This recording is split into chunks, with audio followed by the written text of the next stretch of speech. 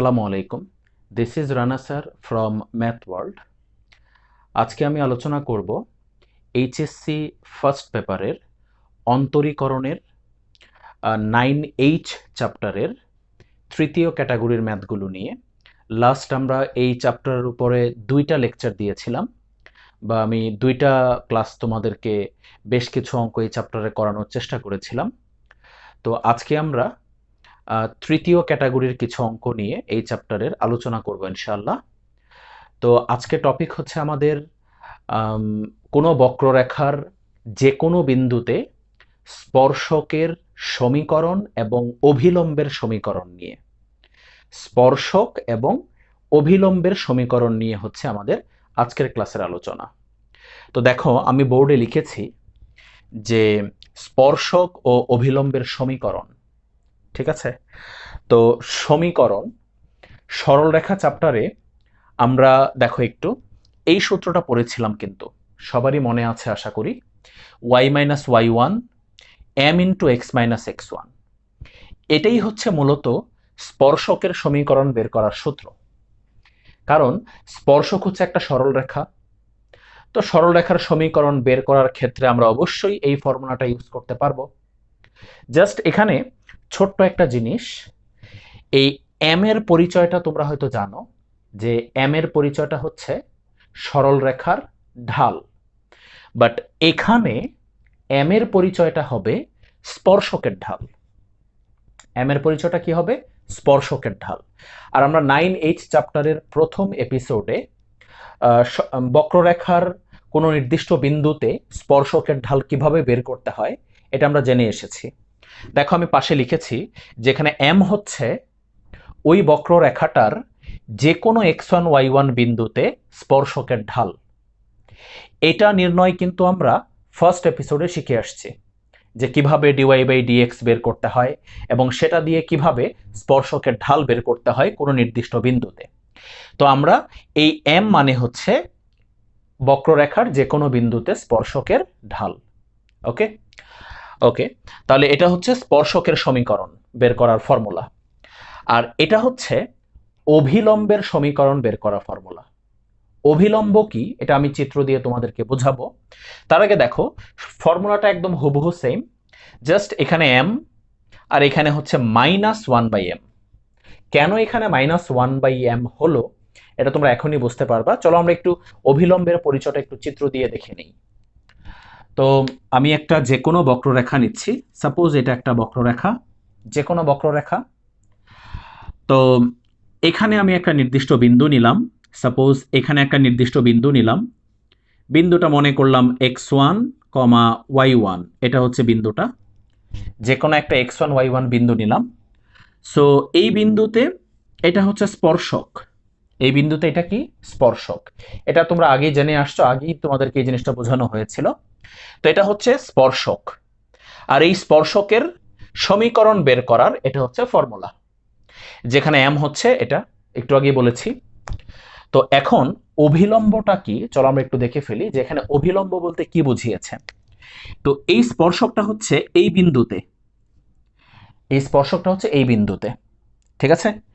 এবং অভিলম্ব হচ্ছে এই বিন্দুতে এই স্পর্শকের উপর অঙ্কিত লম্বটাই হচ্ছে অভিলম্ব। কি বলেছি? যে বিন্দুতে স্পর্শক, ওই বিন্দুতে স্পর্শকের উপর অঙ্কিত লম্বটাই হচ্ছে অভিলম্ব। এটা হচ্ছে স্পর্শ বিন্দুতে অঙ্কিত লম্ব। ওকে, এটার নামই হচ্ছে অভিলম্ব, এবং এই অভিলম্বের সমীকরণ বের করার ফর্মুলাই হচ্ছে এটা। ওকে, সরল রেখার চ্যাপ্টারে তোমরা জেনে এসেছো যে দুটি রেখা পরস্পর লম্ব হলে তাদের ঢালদ্বয়ের গুণফল কত হয়? -1। তোমরা জানো সবাই এটা, যে দুইটা রেখা লম্বা হলে তাদের ঢালদ্বয়ের গুণফল অলওয়েজ -1। দেখো, এই স্পর্শক রেখাটা এবং এই অভিলম্ব রেখাটা কিন্তু পরস্পর লম্ব। দ্যাটস ওয়াই স্পর্শকের ঢাল এবং এই অভিলম্বের ঢালের গুণফল হবে -1। তাহলে বলো, আমি যদি বলি যে এই স্পর্শকের ঢাল হচ্ছে m, স্পর্শকের ঢাল যদি m হয়, তাহলে এই অভিলম্বের ঢালটা কত হবে? অবভিয়াসলি অভিলম্বের ঢালটা হতে হবে -1/m। কেন? কারণ এই দুইটার ঢালের গুণফল কত? -1। দেখো এই দুইটার গুণফল কত হয়? এই দুইটার গুণফল হয় -1। কাটা চলে যায়, এই দুইটার গুণফল কত হয়? -1। দ্যাটস ওয়াই আমি বলেছিলাম যে স্পর্শকের ঢাল যদি m হয়, যেহেতু অভিলম্বটা স্পর্শকের উপর একটা লম্ব, সো এটার ঢাল হবে -1/m। কারণ এই ঢাল এবং এই ঢালের গুণফল হতে হবে -1। আশা করি বুঝতে পেরেছ। তো এখন যদি আমি তোমাকে বলি যে এই স্পর্শকের ঢাল হচ্ছে 2, স্পর্শকের ঢাল হচ্ছে 2, তাহলে অভিলম্বের ঢাল কত হবে? -1/2। বুঝতে পেরেছ? এখন আমি যদি বলি স্পর্শকের ঢাল হচ্ছে -3, তাহলে অভিলম্বের ঢাল কত হবে? 1/3। কারণ গুণফল কত হতে হবে? গুণফল হতে হবে -1। ওকে, যদি আমি বলি যে স্পর্শকের ঢাল হচ্ছে 1/5, তাহলে অভিলম্বের ঢাল কত হবে? অভিলম্বের ঢাল হবে অবভিয়াসলি -5। অভিলম্বের ঢাল কত হতে হবে? -5, কারণ এই দুইটা কাটাকাটি গিয়ে কত হতে হবে? -1 হতে হবে। আমি যদি বলি স্পর্শকের ঢাল হচ্ছে -1/4, তাহলে অভিলম্বের ঢাল কত হতে হবে? অভিলম্বের ঢাল অবভিয়াসলি কত হতে হবে? 4 হতে হবে। আশা করি জিনিসটা তোমরা কমপ্লিটলি বুঝতে পেরেছ। তাহলে এই দুইটা ফর্মুলাই আমরা ইউজ করব বক্ররেখার যে কোনো বিন্দুতে স্পর্শক এবং অভিলম্বের সমীকরণ বের করার জন্য। ঠিক আছে, এই দুটো সূত্র আমাদের পরিচিত সূত্র, সরল রেখার সূত্র। ঠিক আছে, সেখানে আমরা এগুলো খুব ভালো করে করে এসেছিলাম। ওই সূত্র দিয়ে আমরা এখানে স্পর্শক এবং অভিলম্বের সমীকরণ বের করবো ইনশাল্লাহ। জাস্ট একটা ছোট্ট পার্থক্য, সেটা হচ্ছে এমটা অর্থাৎ ঢালটা আমাদেরকে এইভাবে বের করে নিতে হবে, যেটা তোমাদেরকে গত ক্লাসে অর্থাৎ ফার্স্ট এপিসোডে তোমাদেরকে শেখানো হয়েছিল। তো চলো আমরা এই দুইটা টপিকের একটা বা দুইটা এক্সাম্পল আমরা ভালো করে একটু বুঝে ফেলি। চলো আমরা এখন স্পর্শক এবং অভিলম্বের সমীকরণ বের করার একটা এক্সাম্পল দেখে ফেলি। তোমাদের বইয়েরই একটা অঙ্ক আমি নিয়েছি এবং দেখো ফর্মুলাগুলো আমি পাশে লিখে দিয়েছি যাতে আমাদের বোঝাইতে এবং বুঝতে সুবিধা হয়। তো একটু খেয়াল করো, প্রশ্নটা হচ্ছে যে এত বক্ররেখার 3,2 বিন্দুতে স্পর্শক ও অভিলম্বের সমীকরণ বের করো। কোন বিন্দুতে? 3,2 বিন্দুতে। সো এখানে 3 হচ্ছে আমার x1 আর 2 হচ্ছে y1। তোমরা বুঝতে পারতেছো? ঠিক আছে, দ্যাট মিনস এই দুইটারই সমীকরণ বের করার সময় x1 এর জায়গায় y1 এর জায়গায় 2 বসবে আর x1 এর জায়গায় 3 বসবে। y1 এর জায়গায় 2 বসবে, x1 এর জায়গায় 3 বসবে। তো আমাদেরকে এখন শুধু কি করতে হবে? আমাদেরকে এখন এই m এর ভ্যালুটা বের করে নিতে হবে। m কি? m হচ্ছে ঢাল, অর্থাৎ dy/dx। তাহলে আমাদেরকে dy/dx বের করার মাধ্যমে এই বিন্দুটার সাহায্যে অর্থাৎ x1 y1 বিন্দুটার সাহায্যে m এর ভ্যালুটা আমাদেরকে আগে বের করে নিতে হবে, যেভাবে আমরা ফার্স্ট এপিসোডে বের করে নিয়েছিলাম। তো চলো এইভাবে আমরা m এর মানটা অর্থাৎ স্পর্শক এবং অভিলম্বের ঢালটা আমরা আগে বের করে ফেলি। তো এটা হচ্ছে আমাদের প্রদত্ত বক্ররেখা। তো আমরা লিখে ফেলি, দেওয়া আছে y² - 4x - 6y + 20 = 0। এটা হচ্ছে বক্ররেখাটা। তো এখান থেকে ফার্স্টে আমাদেরকে কি করতে হবে? আমাদেরকে dy/dx বের করতে হবে। অর্থাৎ এই বক্ররেখার সকল বিন্দুতে স্পর্শকের যে ঢাল বা বক্ররেখার যে কোনো বিন্দুতে স্পর্শকের যে ঢাল dy/dx, সেটা আমাদেরকে আগে বের করে নিতে হবে। তো চলো আমরা এখান থেকে dy/dx বের করি উভয় পক্ষে x এর সাপেক্ষে অন্তরীকরণ করার মাধ্যমে। তো y² কে ddx করলে কি হবে তোমরা ভালো করে জানো, 2y ইন্টু dy/dx। এর আগেও আমরা করেছিলাম। মাইনাস 4x কে ddx করলে কি হবে? 4x কে ddx করলে 4 হবে অবভিয়াসলি। বুঝতে পেরেছো আশা করি। মাইনাস 6y কে ddx করলে কি হবে? 6y কে ddx করলে 6 ইন্টু dy/dx হবে, এটা তোমরা জানো। 6 থাকবে, y কে ddx করলে dy/dx হবে। প্লাস 20 কে ddx করলে কত হবে? 0 হবে। তো এটা লেখার দরকার নাই, =0। তো এখানে সাইড নোট দিয়ে দিবা যে উভয় পক্ষে x এর সাপেক্ষে অন্তরীকরণ করে, উভয় পক্ষে x এর সাপেক্ষে অন্তরীকরণ করে। তো আমাদের এখন টার্গেট হচ্ছে কার ভ্যালুটা বের করা? dy/dx এর ভ্যালুটা বের করা। দেখো এখানে দুই জায়গায় dy/dx এসেছে। তো আমরা এখন কি করব? যে এই দুইটা থেকে আমরা ডিওয়াই বাই ডিএক্সটা কমন নিয়ে নিলাম। এই দুইটা থেকে আমরা ডিওয়াই বাই ডিএক্সটা কি করলাম? কমন নিয়ে নিলাম। বলো এই দুইটা থেকে ডিওয়াই বাই ডিএক্স কমন নিলে কি হবে? 2y মাইনাস 6 হবে অবভিয়াসলি। আশা করি বুঝতে পেরেছ। আর এই 4টাকে আমরা ডান পাশে নিয়ে যাই, সো প্লাস 4 হবে এটা, বা d y by d x equal to হচ্ছে 4 ডিভাইডেড বাই 2y মাইনাস 6। আশা করি বুঝতে পেরেছ এটা। তো এটা হচ্ছে এই বক্ররেখার যে কোনো x1 y1 বিন্দুতে বা যে কোনো বিন্দুতে স্পর্শকের ঢাল। এখন যদি আমরা এই যে কোনো স্পর্শকের ঢালের মধ্যে আমরা যদি এই বিন্দুটা বসিয়ে দেই, তাহলে এই বিন্দুতে যে স্পর্শক তার ঢাল আমরা পেয়ে যাব। তো চলো আমরা এখন এই বিন্দুর মাধ্যমে এই বিন্দুতে যে স্পর্শক তার ঢালটা বের করে ফেলি। তো আমরা এখানে ম্যানুয়ালি যদি করি তাহলে কি লিখতে হবে আমাদেরকে? আমি এখানে পাশে লিখতেছি। তো আমাদেরকে লিখতে হবে যে সুতরাং 3,2 বিন্দুতে 3,2 বিন্দুতে স্পর্শকের ঢাল, 3,2 বিন্দুতে স্পর্শকের ঢাল, 3,2 বিন্দুতে স্পর্শকের ঢাল। তো পাশে না লিখে আমি নিচে লিখতেছি, তুমি পাশে লিখবা। তো আমরা কিভাবে লিখবো এটাকে? এই ফরম্যাটে লিখবো কিন্তু। সো ডিওয়াই বাই ডিএক্স এখানে হবে 3,2। তো আমরা এই ডিওয়াই বাই ডিএক্স এর মধ্যে এই 3,2 বিন্দুটা বসাইলেই 3,2 বিন্দুতে স্পর্শকের ঢালটা কত আমরা পেয়ে যাব। তো একটা জিনিস ভালো করে খেয়াল করে দেখো, এখানে কিন্তু এক্স নাই, কি আছে এখানে? ওয়াই। তো এখানে শুধু ওয়াই এর ভ্যালুটা বসবে। তো বলো এই বিন্দুর ওয়াই এর ভ্যালু কত? 2। তো এখানে শুধু ওয়াই এর জায়গায় 2 বসবে, এক্স বসবে না, কারণ এখানে এক্স নাই। তো দেখো ওয়াই এর জায়গায় যদি আমরা 2 বসাই তাহলে 4 ডিভাইডেড বাই 2 ইন্টু 2 মাইনাস 6, তাহলে কত হবে? 4 divided by minus 2, 4 divided by minus 2 equal to minus 2। এটা হচ্ছে 3,2 বিন্দুতে স্পর্শকের ঢাল। এবার আমরা দেখি 3,2 বিন্দুতে অভিলম্বের ঢাল কত হয়। তো সুতরাং 3,2 বিন্দুতে অভিলম্বের ঢাল, 3,2 বিন্দুতে অভিলম্বের ঢাল, ঠিক আছে?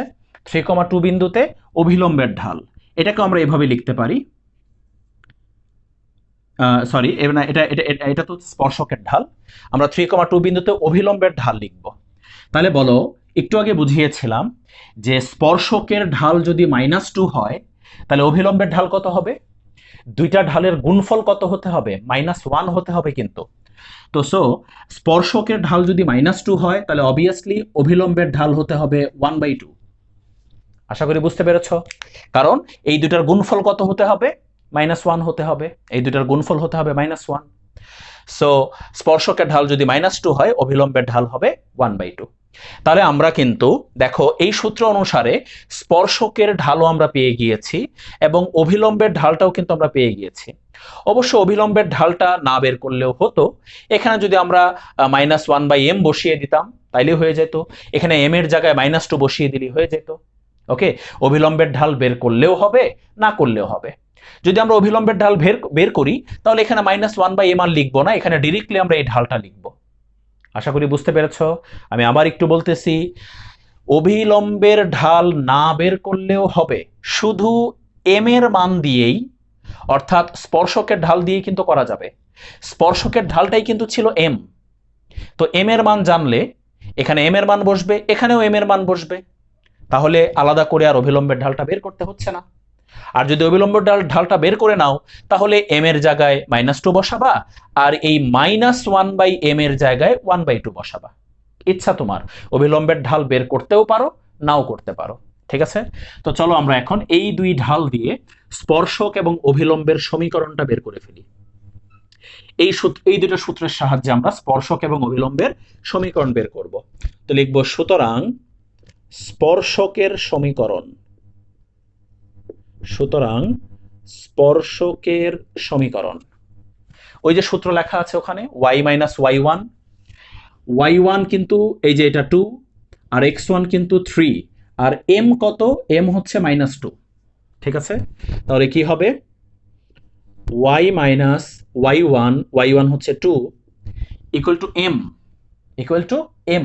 এম কত? এম হচ্ছে -2 ইন্টু এক্স মাইনাস x1 কত? 3। বা এখন আমরা যদি এখানে নর্মাল ক্যালকুলেশন করি, -2x প্লাস 6, সুতরাং y plus 2x equal to 8। এটাই হচ্ছে কার সমীকরণ? এটাই হচ্ছে স্পর্শকের সমীকরণ। এখন আমরা অভিলম্বের সমীকরণ বের করি। অভিলম্বের সমীকরণ কি বলেছিলাম একটু আগে? যে তুমি যদি এই সূত্র ব্যবহার করো তাহলে এখানে শুধু এম এর ভ্যালু বসাবা। এম এর ভ্যালু কত? -2। আর যদি এই সূত্র ব্যবহার করতে না চাও তাহলে এই সম্পূর্ণটার জায়গায় 1/2 বসাবা, অ্যাজ ইউ উইশ। ঠিক আছে? আবার বলতেছি, যদি এই ফর্মুলাটা ইউজ করো তাহলে এম এর জায়গায় -2 বসাবা, আর যদি এই ঢাল দিয়ে করতে চাও তাহলে -1/m এর জায়গায় 1/2 বসাবা। ওকে? তাহলে অভিলম্বের সমীকরণ কি হবে দেখো, সেম এটা দেখে দেখেই লিখতে পারো। জাস্ট এই -2 ঢালের জায়গায় কত লিখবা? 1/2 লিখবা। জাস্ট এই -2 ঢালের জায়গায় কত লিখবা? 1/2 লিখবা। তো y -2 ইকুয়াল টু 1/2, দেখো -2 ঢালের জায়গায় 1/2 বসেছে, ইন্টু x - 3। এখন যদি এখানে আমরা নর্মাল ক্যালকুলেশন করি তাহলে হবে 2y - 4, এই যে এটা আর গুণ হয়ে গেল, equal to x - 3। So 2y - x equal to 1। এটাই হচ্ছে অভিলম্বের সমীকরণ। তাহলে আশা করি তোমরা বুঝতে পেরেছ কিভাবে এই জাতীয় প্রশ্নগুলোর সমাধান করতে হবে। এটাই ছিল অভিলম্ব আর স্পর্শকের সমীকরণ বের করার প্রক্রিয়া। চলো আমরা পরবর্তী অঙ্কে চলে যাই। এখন আমরা সেম ক্যাটাগরির আরেকটা ম্যাথ দেখব, বাট একটু ডিফারেন্স আছে এটাতে, বাট হুবহু সেম, প্রায় 80% আগের অঙ্কটার মতোই। বাট প্রথম দিকে জাস্ট একটু তোমাকে ঝামেলা তৈরি করতে, মানে ঝামেলা আছে প্রথম দিকে একটু। তো প্রশ্নটা হচ্ছে, দেখো আমি তুলেছি বোর্ডে, প্রশ্নটা হচ্ছে এত বক্ররেখাটি যে বিন্দুতে এক্স অক্ষকে ছেদ করে, এটাই হচ্ছে এই প্রশ্নটার বাড়তি অংশ। যে বক্ররেখাটি যে বিন্দুতে এক্স অক্ষকে ছেদ করে, ওই বিন্দুটা কিন্তু দিয়ে দেয়নি। ওরা কিন্তু ডিরেক্টলি বিন্দুটা দিয়ে দিতে পারতো, বাট বিন্দুটা না দিয়ে বলেছে যে যে বিন্দুতে এক্স অক্ষকে ছেদ করে। তার মানে তোমাকে কষ্ট করে ওই বিন্দুটা আগে বের করে নিতে হবে। ঠিক আছে? একটু আগের অঙ্কটাতে কিন্তু বিন্দুটা দেওয়া ছিল 3,2, মনে আছে? 3,2 বিন্দুটা দেওয়া ছিল। এখানে বিন্দুটা দেওয়া নাই, বিন্দুটা বের করার জন্য ক্লু দেওয়া আছে। বিন্দুটা যাতে তুমি বের করতে পারো ওরকম ইনফরমেশন এখানে দেওয়া আছে। কি সেই ইনফরমেশনটা? বলে দিয়েছে যে এত বক্ররেখাটি যে বিন্দুতে এক্স অক্ষকে ছেদ করে। এখন সরল রেখার কনসেপ্ট থেকে তোমরা ভালো করে জানো যে এক্স অক্ষকে যে বিন্দুতেই ছেদ করুক না কেন, এক্স অক্ষকে যে বিন্দুতেই ছেদ করুক না কেন, অবভিয়াসলি ওই বিন্দুর কার মান শূন্য? এক্স অক্ষকে ছেদ করে, তাহলে কার মান শূন্য? ওই বিন্দুর অবভিয়াসলি ওয়াই এর মান শূন্য বা কোটি শূন্য। সরল রেখার মধ্যে এই জিনিসগুলো আমরা অনেকবার পড়েছি। তো যে বিন্দুতে এক্স অক্ষকে ছেদ করে ওই বিন্দুর কার মান শূন্য? অবভিয়াসলি ওই বিন্দুর ওয়াই এর মান শূন্য, মানে হচ্ছে কোটি শূন্য। ঠিক আছে? তো চলো আমরা ওয়াই এর মান শূন্য ধরে ওই বিন্দুটা একটু বের করে ফেলি। ঠিক আছে? তাহলে আমরা ফার্স্টে লিখে ফেলি যে প্রদত্ত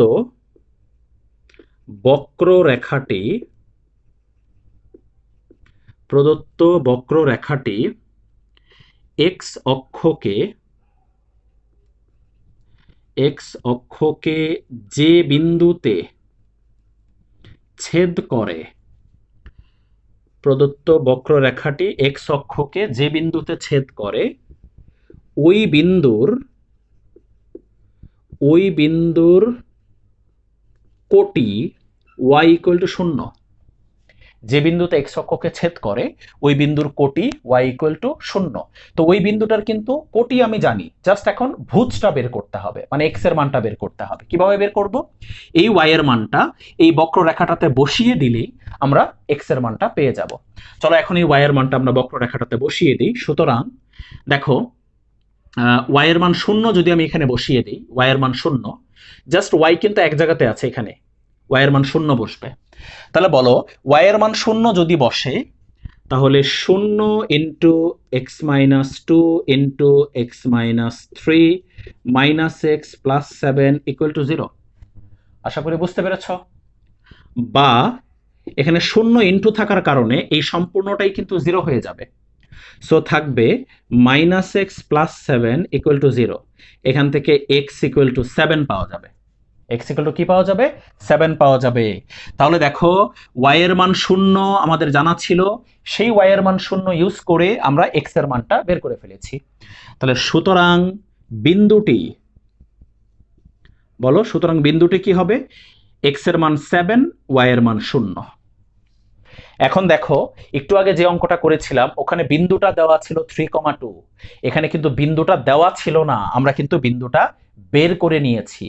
এখন একদম হুবহু আগের অঙ্কটার মতোই এই 3,2 যেটা ছিল এর আগের অঙ্কে, ওই 3,2 এর জায়গায় 7,0 ধরে তোমাকে এই বিন্দুতে স্পর্শক এবং অভিলম্বের কি বের করতে হবে? সমীকরণটা বের করতে হবে। তো চলো আমরা স্পর্শক এবং অভিলম্বের সমীকরণটা আমরা ঠিক আগের অঙ্কের মতো বের করে নিই। তাহলে বিন্দুটা কি? বিন্দুটা হচ্ছে 7,0। আমাদেরকে এখন এই 7,0 বিন্দুতে স্পর্শক এবং অভিলম্বের সমীকরণ বের করতে হবে। তো একটু আগে তোমাকে খুব সুন্দর করে বুঝিয়েছিলাম যে স্পর্শক এবং অভিলম্বের সমীকরণ বের করতে হলে আগে তোমাকে এম এর মানটা বের করতে হবে, অর্থাৎ ঢাল বের করতে হবে, এবং সেটার জন্য ডিওয়াই বাই ডিএক্স আগে বের করতে হবে। তারপরে x1 y1 অর্থাৎ 7,0 বিন্দুতে ঢাল বের করব আমরা, তারপর অভিলম্বের ঢাল, তারপর সমীকরণ বের করব। তো চলো আমরা ফার্স্টে ডিওয়াই বাই ডিএক্স বের করে নিই এই বক্ররেখা থেকে। এখন দেওয়া আছে দিয়ে আমরা লিখে নিলাম, দেওয়া আছে দিয়ে বক্ররেখাটা লিখে নিচ্ছি, y into x minus 2 into x minus 3 minus x plus 7 equal to 0। তো একটা জিনিস একটু ভালো করে খেয়াল করো, এই বক্ররেখা থেকে ডিওয়াই বাই ডিএক্স বের করাটা একটু কঠিন, খুব একটা বেশি কঠিন না, একটু কঠিন। তো আমরা ডিওয়াই বাই ডিএক্সটা বের করার জন্য আমরা প্রথমেই এখানে যে কাজটা করব, শুরুতেই আমরা উভয় পক্ষে ডিডিএক্স করব না, প্রথমে আমরা এই দুটো একটু গুণ করে ফেলি। চলো এই দুটো গুণ করে ফেলি। দেখো এই দুটো যদি গুণ করি তাহলে x square minus 5x plus 6 হবে দুটা গুণ করলে। আশা করি বুঝতে পেরেছ।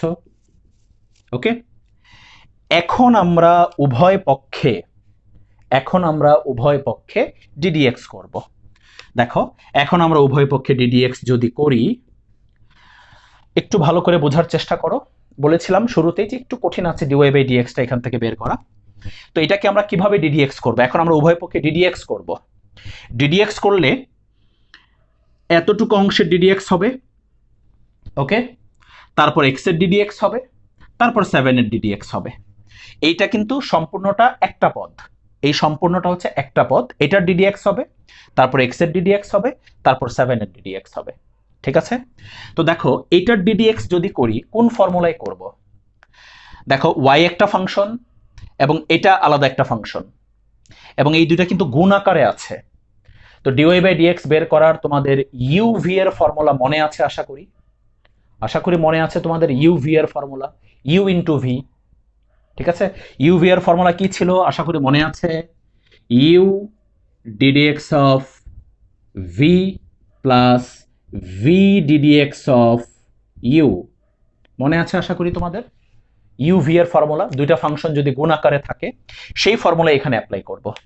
তো দেখো এখানে যদি ইউভি অ্যাপ্লাই করি, এটা ইউ এটা ভি, ওয়াই হচ্ছে ইউ এটা হচ্ছে ভি। তো এই ফর্মুলা অ্যাপ্লাই করি, ইউ দ্যাট মিনস ওয়াই, তারপর ডিডিএক্স অফ ভি, ভি মানে হচ্ছে x square minus 5x plus 6 plus, এরপর হচ্ছে ভি, ভি কোনটা? X square minus 5x plus 6, এটা হচ্ছে ভি।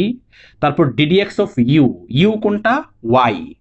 তো ওয়াই এর ডিডিএক্স করলে কি হয় আমরা খুব ভালো করে জানি, ডিওয়াই বাই ডিএক্স। আশা করি বুঝতে পেরেছ। এটা হচ্ছে জাস্ট এই পদটার ডিডিএক্স, এই সম্পূর্ণটা হলো এই পদের ডিডিএক্স। এরপরে দেখো মাইনাস এক্স এর ডিডিএক্স কত হবে? 1, আর 7 এর ডিডিএক্স কত হবে? 0। ওটা 0 লেখার দরকার নাই, ইকুয়াল টু 0। আশা করি তোমরা খুব ভালো করে বুঝতে পেরেছো এটা। এখানে সাইড নোট দিয়ে দিবা যে উভয় পক্ষে এক্স এর সাপেক্ষে অন্তরীকরণ করে। এখন আমাদের টার্গেট হচ্ছে এখান থেকে আগে ডিডিএক্স কমপ্লিট করি। আগে আমরা ডিডিএক্স কমপ্লিট করি। দেখো ওয়াই ইন্টু এতটুকুকে ডিডিএক্স করো, এই অংশটাকে ডিডিএক্স করো। এক্স স্কোয়ারকে ডিডিএক্স করলে 2x, 5x-কে ডিডিএক্স করলে 5, 6-কে ডিডিএক্স করলে 0। আশা করি বুঝতে পেরেছ। Plus x square minus 5x plus 6 into d y by d x minus 1, অথবা 1টাকে ওইদিকে নিয়ে যাই, ইকুয়াল টু 1। 1টাকে আমরা ওই পাশে নিয়ে গেলাম। আমার টার্গেট এখান থেকে কি বের করা? আমার টার্গেট হচ্ছে এখান থেকে ডিওয়াই বাই ডিএক্স বের করা। তো এই পদটা এই পাশে থাকুক, এইটাকে আমরা ওই পাশে নিয়ে যাই। তাহলে বলো কি হবে? বা x square minus 5x plus 6 into d y by d x equal to 1 আগে লিখবো, তারপরে এই পদটা লিখবো। এই পদটা ওই পাশে গেলে কি হবে? মাইনাস হবে। So minus Y into 2x minus 5। আশা করি বুঝতে পেরেছ। এখন আমরা এখান থেকে কার মানটা বের করব? ডিওয়াই বাই ডিএক্স এর মানটা বের করব। ঠিক আছে, উপরে মুছে দিলাম। আমরা এখন এখান থেকে কার ভ্যালুটা বের করব? ডিওয়াই বাই ডিএক্স এর ভ্যালুটা বের করব। তো চলো এখান থেকে আমরা এখন ডিওয়াই বাই ডিএক্স এর ভ্যালুটা বের করে ফেলি। So d y by d x equal to কি হবে? বুঝতে পারতেছো, এটা চলে যাবে ওই পাশে নিচে। So 1 minus Y into 2x minus 5 divided by হবে X square minus 5x plus 6। এটাই হচ্ছে ডিওয়াই বাই ডিএক্স, অর্থাৎ এই বক্ররেখার যে কোনো বিন্দুতে স্পর্শকের ঢাল। এখন আমাদেরকে কোন বিন্দুতে স্পর্শকের ঢাল বের করতে হবে? বিন্দুটা কিন্তু আমরা আগেই বের করে রেখেছি। আমাদেরকে 7,0 বিন্দুতে স্পর্শকের ঢাল বের করতে হবে। তো চলো আমরা এখন 7,0 বিন্দুতে স্পর্শকের ঢাল বের করে ফেলি, এবং ওইটা থেকে আমরা অভিলম্বের ঢালটাও বের করে ফেলব। তো আমরা এখন লিখি, সুতরাং 7,0 বিন্দুতে 7,0 বিন্দুতে কার ঢাল? স্পর্শকের ঢাল। 7,0 বিন্দুতে স্পর্শকের ঢাল। এটাকে যে এই ফরম্যাটে লিখব, ডিওয়াই বাই ডিএক্স, এখানে হবে 7,0। কোথায় বসাইতে হবে এই 7,0 বিন্দুটা? তোমরা জানো ভালো করে, এই 7,0 বিন্দুটা কোথায় বসাইতে হবে? এই ডিওয়াই বাই ডিএক্স এর মধ্যে বসাইলে আমরা ঢাল পেয়ে যাব। দেখো এই ডিওয়াই বাই ডিএক্স এর মধ্যে কিন্তু এক্সও আছে ওয়াইও আছে।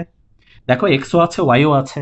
সো এক্স এর জায়গায় 7 বসবে আর ওয়াই এর জায়গায় 0 বসবে। তো চলো আমরা এক্স এর জায়গায় 7 এবং ওয়াই এর জায়গায় 0 বসায় ফেলি।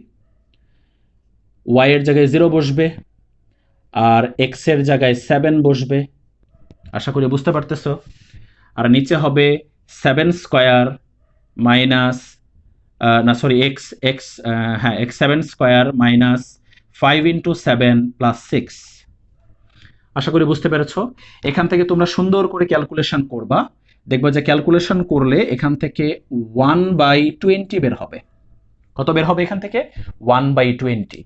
এটাই হচ্ছে কার ঢাল বলো? স্পর্শকের ঢাল। তাহলে এখন অভিলম্বের ঢাল কি হবে বলো? স্পর্শকের ঢাল যদি 1/20 হয়, তাহলে অভিলম্বের ঢাল অবভিয়াসলি -20 হবে। বুঝতে পেরেছ? কারণ দুইটার গুণফল কত হতে হবে? -1 হতে হবে। এবার লেখো, সুতরাং 7,0 বিন্দুতে অভিলম্বের ঢাল। কার ঢাল?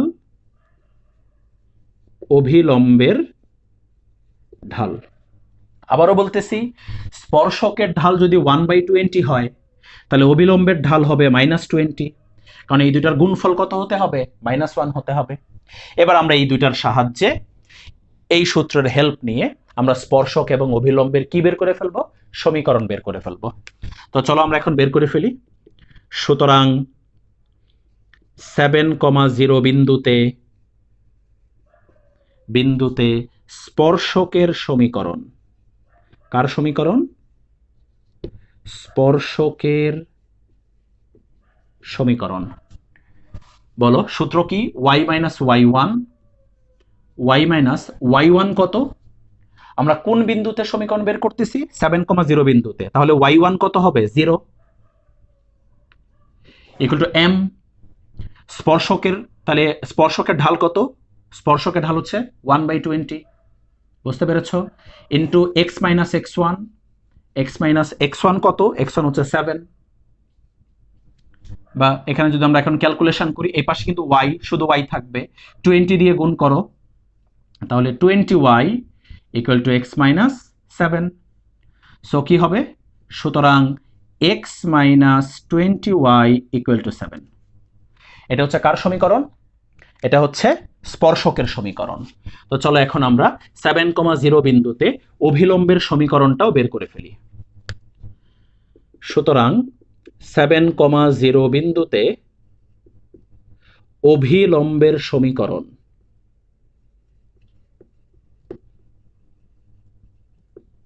অভিলম্বের সমীকরণ, অভিলম্বের সমীকরণ কিন্তু সেই আগের জিনিসটাই হবে।